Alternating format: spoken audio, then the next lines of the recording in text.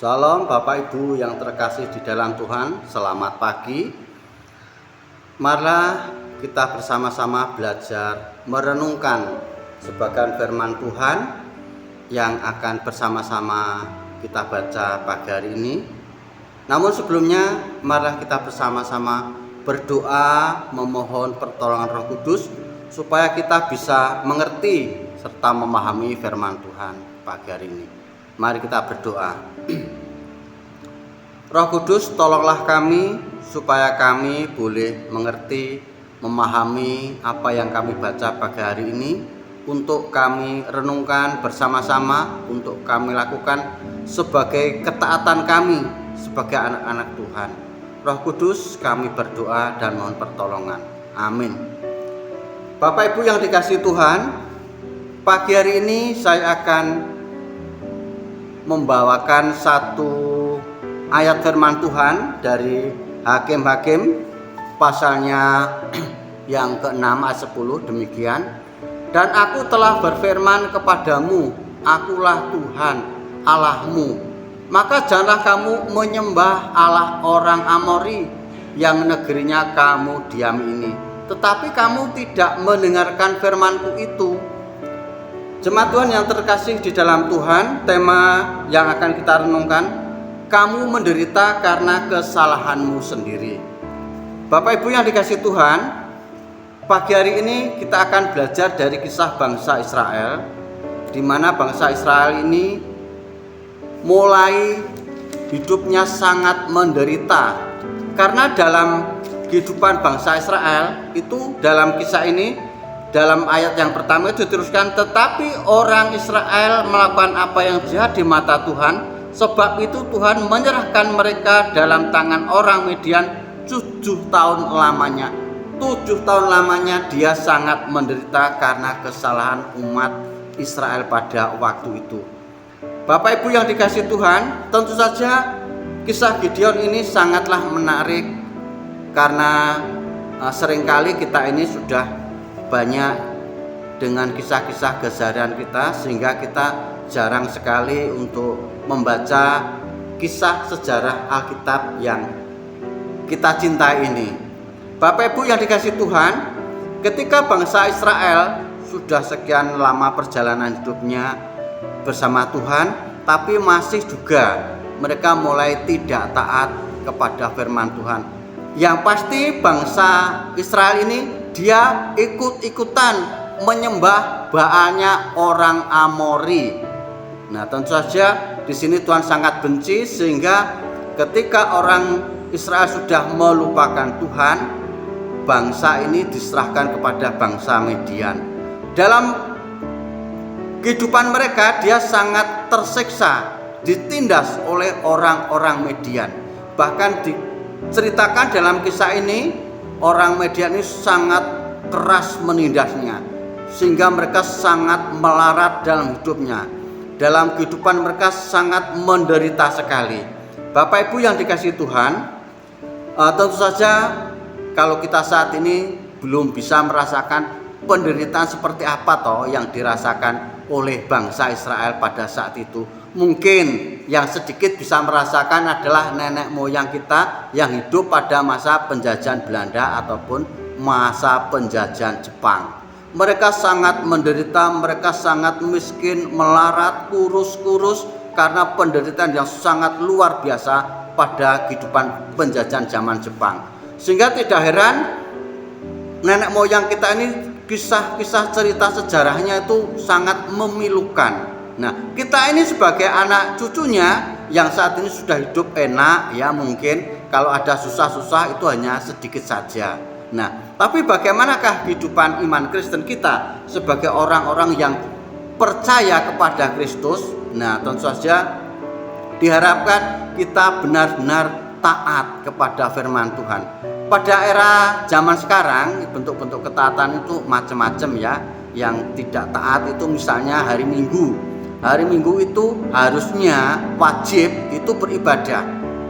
Hari Minggu harus kita imani bahwa itu wajib hukumnya untuk kita taat beribadah. Tapi tidak sedikit anak-anak Tuhan yang melalaikan hari Minggu itu sebagai hari yang indah bersama Tuhan.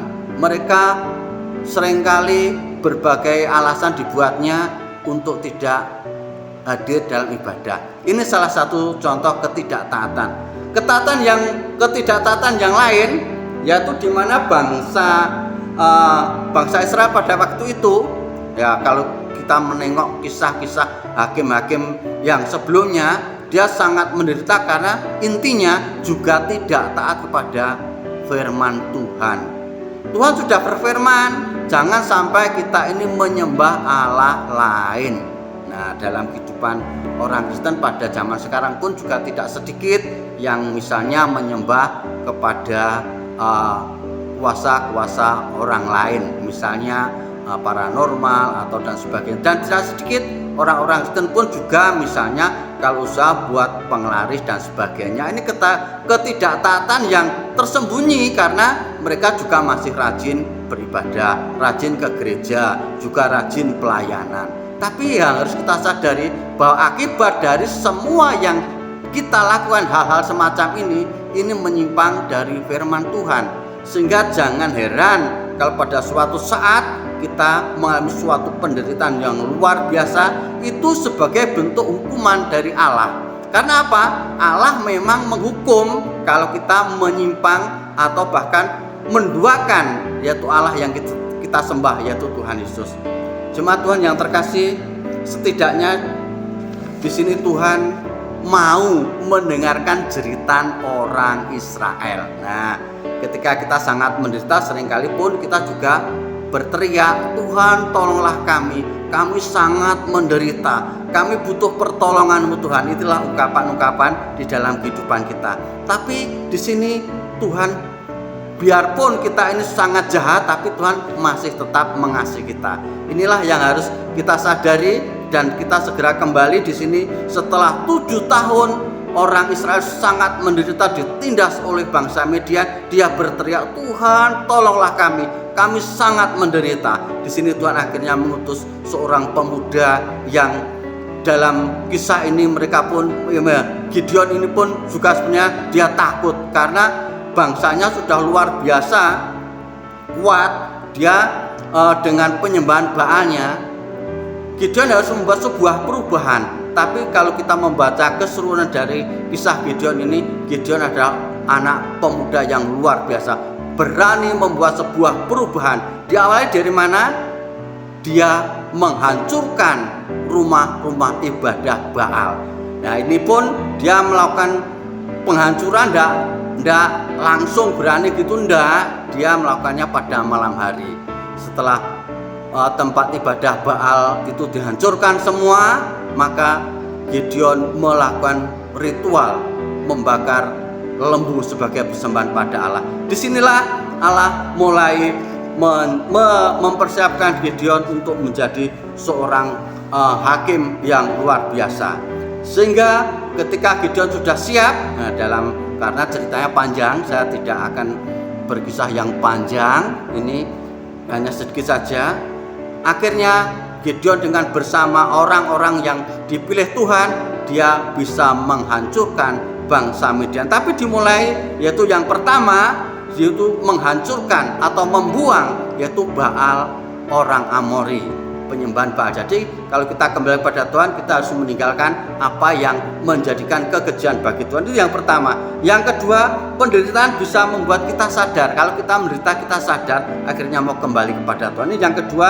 Yang ketiga, untuk kembali kepada Allah harus yaitu kita mengimani bahwa Tuhan itu pasti mendengarkan dan menolong kita. Pada akhirnya kita harus yakin dengan cara kerja Tuhan. Karena Tuhan itu bekerja bukan berdasarkan akal pikiran kita, tapi kita harus sadar bahwa kita adalah mau dipimpin oleh Tuhan. Dan yakinlah bahwa Tuhan akan membawa sebuah perubahan dan kita akan dibawa pada sebuah kemenangan.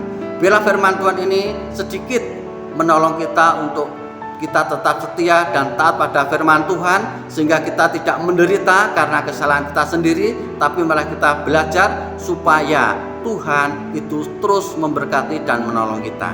Biarlah renungan pagi ini menjadi berkat untuk kita bersama. Kita akan bersama-sama berdoa. Terima kasih Tuhan Yesus, karena kami percaya Engkau menolong kami seperti Gideon yang sudah membawa pada perubahan kemenangan untuk bangsa Israel. Kalau selama ini kami tidak taat, ampunilah kami Tuhan, dan kami pagi hari ini berjanji, beriman bahwa kami akan berubah dan kami akan membawa sebuah perubahan dalam kehidupan kami. Roh Kudus, tolonglah kami, mampukan kami supaya kami menjadi anak-anak Tuhan yang menang. Di dalam nama Tuhan Yesus Kristus kami berdoa. Amin.